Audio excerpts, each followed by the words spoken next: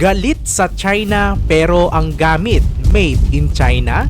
Agresibo sa mga teritoryo kung sila ay ituring. Lupain mo'y handa nilang sakupin. Kaya maraming mga bansa ang matindi ang galit sa damdamin. At sa dami ng tumutuligsa sa China, marami pa rin pala itong mga kaalyado. Ano-anong mga bansa ang patuloy na sa kanila ay nagtitiwala? Totoo bang ang mga bansang ito kapag nagigipit sa China ay kumakapit? At kung sa China ay may bansang umaatake, ang mga bansa bang ito ay handang rumesbak?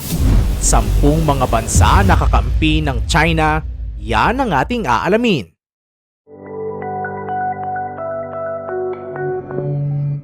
Number 10, Venezuela. Ang Venezuela ay isang mahalagang kaalyado ng China sa Latin America. Sila ay bumuo ng alyansa mula pa noong 2001 na nakatuon sa energy